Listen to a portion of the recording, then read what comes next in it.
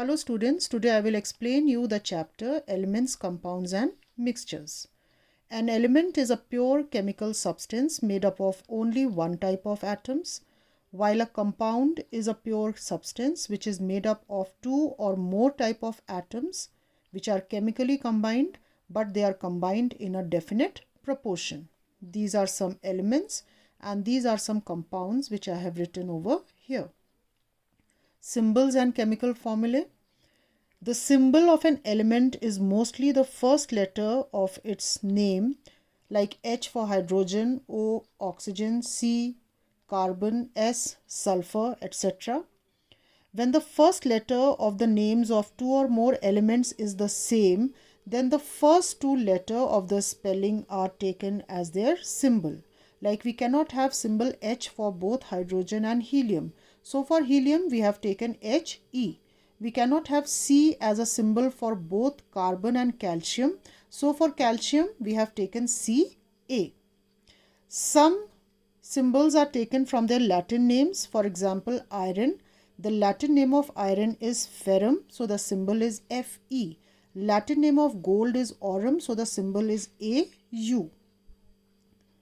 These are chemical formulae of compounds.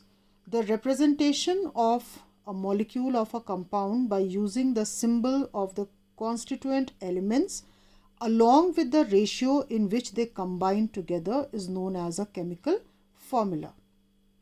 NH3 means 3 atoms of hydrogen and 1 atom of nitrogen combined together to form one molecule of ammonia. 1 atom of hydrogen, 1 atom of nitrogen and 3 atoms of oxygen combine to form one molecule of nitric acid. Now we come to mixtures.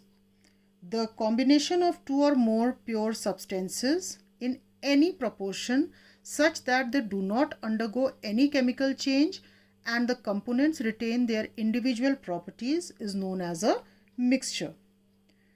Mixtures, the constituents retain their individual properties, and since they are not chemically combined with each other, they are just physically mixed with each other, so the components can easily be separated by physical means. Mixtures are of two types, heterogeneous and homogeneous. The composition of heterogeneous mixture is not consistent throughout the volume of the mixture. We can see the constituents of the mixture separately. Common example of heterogeneous mixture is oil and water. Homogeneous mixture, the composition and properties are same throughout the bulk of the mixture. The constituents cannot be seen separately. For example, the mixture of sugar in water, alcohol and water are examples of homogeneous mixture. Separation of constituents of mixture. The constituents of a mixture are separated to recover the useful component from the mixture. These are few methods which I will be teaching you. Threshing and winnowing, handpicking, sublimation, distillation, fractional distillation and separating funnel. We will begin with threshing and winnowing. This is threshing being done by a farmer. After harvesting of crops, wheat is separated from the stalks by this process called threshing, where the stalks are dried and then they are beaten to shake off attached grains.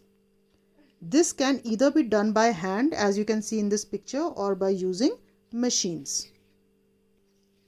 This picture shows winnowing. Grain is separated from chaff. This is done by allowing the grain, which is typically mixed with chaff at this stage, to fall from a height. Chaff being lighter is blown away by the wind and grain forms a separate heap by falling almost vertically down. This is hand picking. It is used for separating solid impurities from a solid-solid mixture. It involves picking up of the visible solid impurities by hand.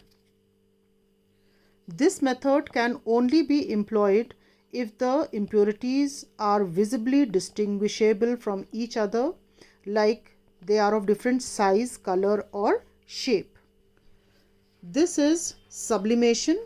Upon heating, some solid substances like ammonium chloride change from their solid state directly into the gaseous state.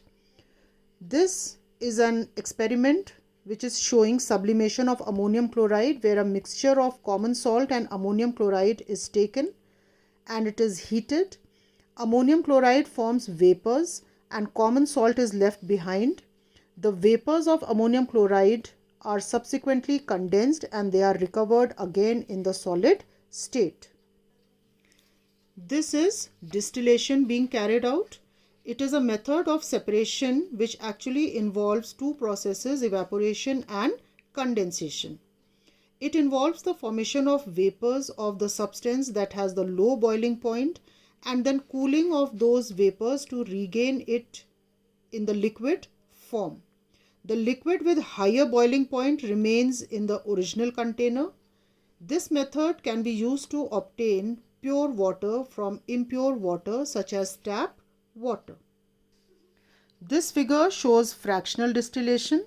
It is the process of separation of miscible components of a liquid mixture. Miscible liquids are those liquids which mix into each other.